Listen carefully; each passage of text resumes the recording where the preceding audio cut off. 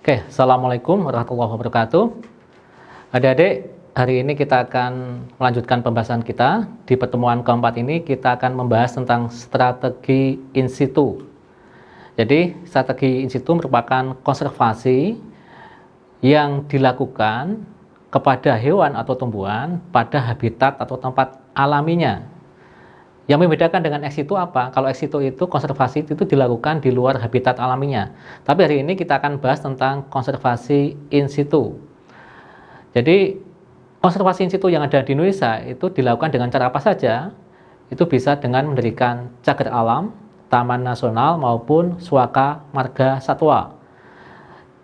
Jadi sebagai contoh, yang pertama adalah taman nasional ya.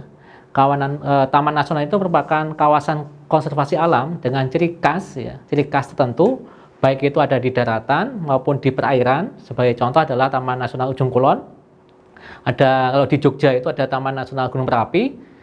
Kalau di Jawa Timur itu ada Taman Nasional Al Surwo, dan di Bali juga ada Taman Nasional Bali Barat. Di sana memang khusus dengan ciri khas tertentu, misalkan Ujung Kulon itu ciri khas tertentu, di sana ada badak Jawa, badak beculah satu. Kemudian kalau kita lihat di Taman Nasional Bali, ya Taman Nasional Bali Barat itu ada curik Bali, ya seperti itu. Kemudian yang kedua adalah cagar alam. Jadi cagar alam ini merupakan kawasan suaka alam yang mempunyai ciri khas tumbuhan, satwa dan ekosistem. Yang di situ perkembangannya itu diserahkan kepada alam. Sebagai contoh adalah cagar alam Kepulauan Karimata dan cagar alam Imogiri. Nanti untuk Imogiri kita perinci ya, kita jelaskan lebih lanjut. Kemudian yang ketiga adalah hutan wisata. Jadi hutan yang wilayahnya di sini perlu dibina dan dipertahankan sebagai hutan yang dapat dimanfaatkan sebagai kepentingan pendidikan, konservasi alam, dan rekreasi.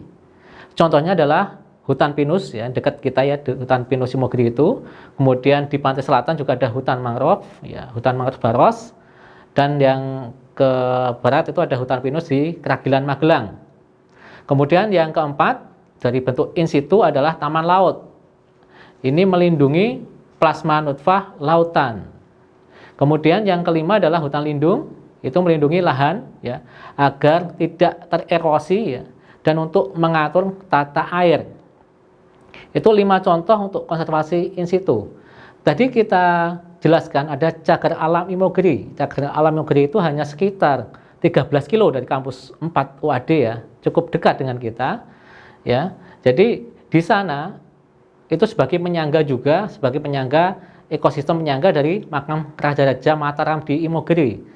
Di sana sebagai tempat tangkapan air juga, sehingga mendukung istilahnya konservasi air bagi air yang digunakan oleh masyarakat yang ada di bawahnya atau di dusun atau kampung Pajimatan Imogiri seperti itu. Sehingga kalau adik-adik nanti sudah tidak pandemi kembali lagi ke Jogja, silahkan main ke cagar alam Imogiri.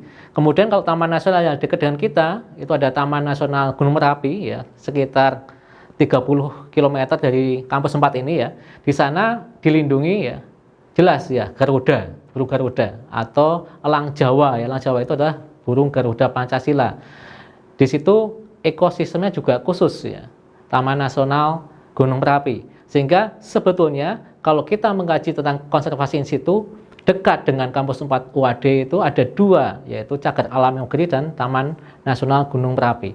Silakan nanti adik-adik jika ke Jogja kita belajar bersama di sana. Terima kasih.